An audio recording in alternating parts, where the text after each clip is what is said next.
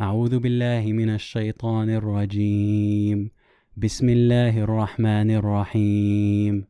أرأيت الذي يكذب بالدين فذلك الذي يدع اليتيم ولا يحض على طعام المسكين فويل للمصلين الذين هم عن صلاتهم ساهون الذين هم يراءون ويمنعون الماعون. I almost said Sadaqallahu al-Azim out of habit, which means the great Allah has told the truth, but I don't believe that anymore, so I won't say it. I picked up my childhood Mus'haf yesterday and read the entirety of the first part, Juz' Amma. I almost forgot how good I am at reciting Quran. Of course, I'm a bit rusty because it's been a decade or so I might make a mistake here and there, but I think I did well. I wanted to recite the surah before critiquing it to demonstrate to Muslims that one can be very familiar with Islam and still not believe in it.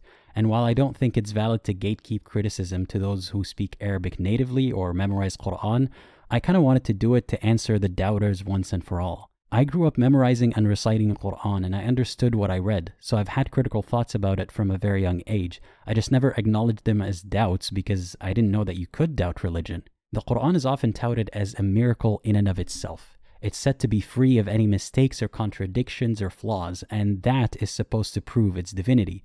Of course, believers say that you have to understand Arabic to be able to appreciate and verify this alleged eloquence. Well, I do, and I don't think that a book being eloquent or free of mistakes makes it divine. That is a non sequitur. But it does have a lot of flaws, and I can point out some today. أرأيت الذي يكذب بالدين. Have you seen the one who denies or disbelieves in the religion, meaning in Islam? فذلك الذي يدع اليتيم. That is the one who repels or repulses the orphans. Wait, how did we get there? That is a massive generalization and an unfair accusation. What is the link between not believing in Islam or in God in general and being cruel to orphans? I think this verse is meant to impugn the character of disbelievers and make it easier for Muslims to hate them, or make it easier for Muslims to not want to be a disbeliever, because if you like orphans, I guess you must be a Muslim. And if the author was talking about a specific group of disbelievers who happen to also be cruel to orphans, then he should have made that clear. But instead he links disbelief with cruelty to orphans, which doesn't make any sense. And it's ironic because there was this situation where the Prophet Muhammad wanted to marry his adopted son's wife. So conveniently, Allah reveals a verse that outlaws adoption and therefore allows Muhammad to marry that woman. So, if anything, it was Islam that made things harder for orphans. So you can talk about being nice to them all day, but it's not legal for a Muslim to adopt. They can be kind to orphans, they can pay for their education, for their upbringing, they can even invite them over to live with them, but they can never legally adopt them. That means that the orphan cannot inherit from them, and if there's mixed genders in the house, that's not doable. So technically, they're not your son or daughter. So Islam has caused more harm to orphans than the so-called disbelievers that this verse is dissing. Anyway, continuing on, the next verse says, وَلَا يَحُضُّ عَلَى طَعَامِ الْمِسْكِينِ, and does not feel the urge to feed the poor. Again, how does that have anything to do with not believing? I think that's a very poor verse. And then the next verse, فَوَيْلٌ لِلْمُصَلِّينَ, woe unto those who pray. What? Why woe unto those who pray? That makes no sense. But if you continue to the next verse, الَّذِينَ هُمْ عَنْ صَلَاتِهِمْ سَاهُونَ, those who are neglectful of their prayers. That is terrible wording and terrible splitting of the verses here, because if you stop at the verse before, it's as if God is saying woe to people who pray, and that makes no sense. But what the author meant to say is woe to people who pray but are neglectful. So he means just specifically the neglectful ones. Why split it into two verses? الَّذِينَ هُمْ يُرَاءُونَ, those who show off. And this is also poor wording, because the verse doesn't say and those who show off. Woe unto people who are neglectful of their prayers, and woe unto people who show off.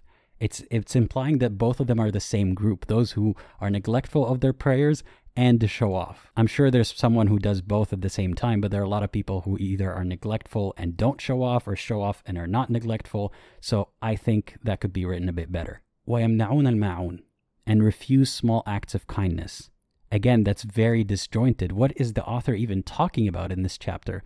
So we went from, have you seen the person who disbelieves, to woe unto people who pray, but not all of them, and people who show off, and people who refuse small acts of kindness. How is this miraculous? I find this extremely disjointed. So between the character assassination of disbelievers and generalization and poor wording, in this one tiny chapter alone, I found multiple flaws that could have been improved. But of course, a lot of believers will say these are not flaws, you just refuse to see the beauty in them and so on. I just wanted to demonstrate that one can understand Arabic and still find the Quran to be suspicious. So have I sufficiently proved to the suspicious Muslims that I used to be a believer? I don't think any amount of proof that I provide will be enough, because there will always be a rationalization, like how I didn't learn the true Islam, or people around me forced me too much into it, so I left because of that, not because there's no proof for the religion. But at the end of the day, a believer struggles to accept that sincere, honest, and well-meaning Muslims can and do leave the religion, because that paints their God and their belief system in a negative light. All the tirades in the Quran seem silly and unwanted if good people can be disbelievers. So, what do you think of my recitation? Do you have any requests for other chapters that you'd like me to read? Let me know in the comments below. And give this video a like to let believers know that we're real and we're here to stay. And subscribe to watch more videos. A special thanks to my patrons, YouTube members, and donors. I really appreciate your support, and I could not do this without you. And as always, think critically and think for yourself. And consider watching one of these videos next.